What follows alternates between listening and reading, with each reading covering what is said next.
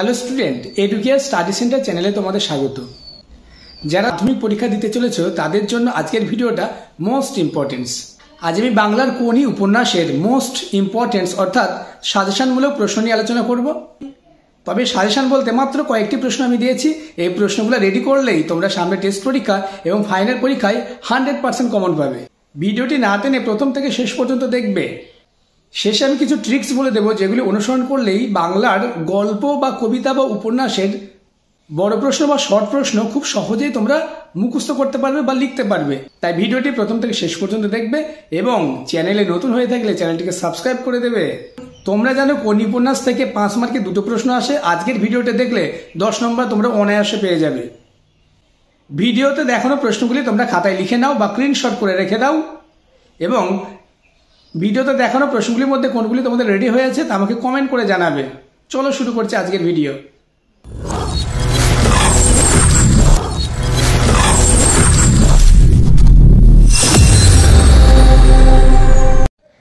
বাংলা উপন্যাস কোনি সাজেশন 2025। সাজেশনটি সামনে তোমাদের টেস্ট পরীক্ষা এবং ফাইনাল পরীক্ষার জন্য করা হয়েছে। এখান থেকে মাত্র 2টি প্রশ্ন তোমাদের লিখতে হবে। প্রশ্নের মান 5 অর্থাৎ 5 গুণ 2 = 10 অর্থাৎ কোনি থেকে 10 নাম্বার থাকবে। সাজেশনের প্রশ্নগুলি আলোচনা করার আগে একটি কথা তোমাদের বুঝে রাখতে হবে। কোনি থেকে 2 ধরনের প্রশ্ন হয়। একটা হচ্ছে চরিত্র কেন্দ্রিক এবং অন্য এক ধরনের প্রশ্ন যেটা বিভিন্ন লাইন তুলে দেবে, সেই লাইন ভিত্তিক একটা প্রশ্ন হতে পারে। এই সাজেশনে আমি মাত্র কয়েকটি প্রশ্ন দিয়েছি। প্রশ্নগুলোর মধ্যেও আমি যেগুলো স্টার দেব সেগুলি মোস্ট ইম্পর্টেন্স। প্রথম প্রশ্ন, কোনির পারিবারিক জীবনের পরিচয় দাও। খুবই ইম্পর্টেন্ট সেটা। দ্বিতীয় প্রশ্ন, ক্ষিতিশ সিংহ কোনিকে সাঁতারে চ্যাম্পিয়ন করানোর জন্য যে কঠোর অনুশীলনের ব্যবস্থা করেছিলেন তার পরিচয় দাও। এটি ইম্পর্টেন্স। তৃতীয় প্রশ্ন, কোনি উপন্যাসের কোনি চরিত্রটি বিশ্লেষণ করো। নেক্সট প্রশ্ন, কোনি উপন্যাস অবলম্বনে সাঁতার প্রশিক্ষক ক্ষিতিশ সিংহের চরিত্র সংক্ষেপে আলোচনা করো। এই উপন্যাস থেকে আমি মাত্র 3টে চরিত্র দিয়েছি। 3টে চরিত্রের মধ্যে কোনির চরিত্রটি বেশি ইম্পর্টেন্স। নেক্সট প্রশ্ন, 5 নম্বর প্রশ্ন, কোনি উপন্যাসের কাহিনী অবলম্বনে স্বামীর যোগ্য সহধর্মিণী রূপে লীলাবতীর চরিত্র। এই 3টে চরিত্রই তোমরা প্র্যাকটিস করবে। জোর চুরি করে আমাকে বসিয়ে রেখে এখন ঠেকায় পড়ে এসেছে আমার কাছে। পরের অংশ,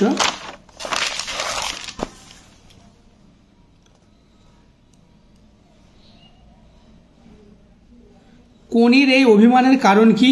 এর পরবর্তী ঘটনা সংক্ষেপে বর্ণনা করো। ওইটাই তো আমি রে, যন্ত্রণাটাই তো আমি। বক্তাকে উক্তিটির তাৎপর্য ব্যাখ্যা করো। Most importance. অবশেষে কোনি বাংলার সাঁতার দলে জায়গা পেল। কোনি কিভাবে বাংলার সাঁতার দলে জায়গা পেল তা সংক্ষেপে লেখো। এই প্রশ্নটি আসার সম্ভাবনা প্রবল। খুব ভালো করে প্রশ্নটি রেডি করবে। পরের প্রশ্ন, তোর আসল লজ্জা জলে আসল গর্ভেও জলে। কোন প্রসঙ্গে এই উক্তিটির তাৎপর্য বিশ্লেষণ করো। এটিও মোস্ট ইম্পর্টেন্স। নেক্সট প্রশ্ন, 10 নম্বর প্রশ্ন, আমার বিরুদ্ধে চার্জগুলি স্পষ্ট করে চিঠিতে বলা নেই। কে কখন মন্তব্যটি করেন, তার বিরুদ্ধে অভিযোগগুলি কি ছিল। পরের 11 নম্বর প্রশ্ন, আপনি আমার থেকে 4000 গুণ বড় লোক, কিন্তু 4 লক্ষ টাকা খরচ করেও আপনি নিজ শরীরটিকে চাকর বানাতে পারবেন না। বক্তা কাকে কেন একথা বলেছেন। লাস্ট প্রশ্নে যাওয়ার আগে আবার বলবো, চ্যানেলে নতুন হয়ে থাকলে চ্যানেলটিকে সাবস্ক্রাইব করে দেবে এবং পাশের বেল আইকনটি প্রেস করে নোটিফিকেশন অল করে দেবে। ভিডিওটি ভালো লাগলে বন্ধুদের মধ্যে শেয়ার করে দেবে।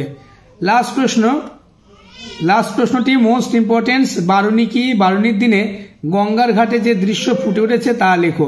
এবার আমি তোমাদের বলে দেব পড়া মনে রাখার কিছু ট্রিক্স বা কৌশল। যারা বাংলায় ফুল মার্কস পেতে চাও তারা আমার এই ট্রিক্সটি ফলো করলে অবশ্যই ফুল মার্কস পাবে। প্রথমে তোমরা টেক্সট বুক, সে গল্প হোক বা কবিতা হোক, টেক্সটের গল্প বা কবিতা ভালো করে রিভিশন করবে। বাংলায় ভালো নাম্বার পেতে গেলে তোমাদের টেক্সট বুকটাকে খুব ভালো করে রিডিং পড়তে হবে। সে গল্প কবিতা যাই হোক না কেন, তোমরা বারবার রিডিং পড়ো। রিডিং পড়া হয়ে গেলে তোমরা সহায়িকা বইয়ের যে সারমর্ম অর্থাৎ বিষয় সংক্ষেপ রয়েছে সেগুলি একবার করে রিডিং পড়ো।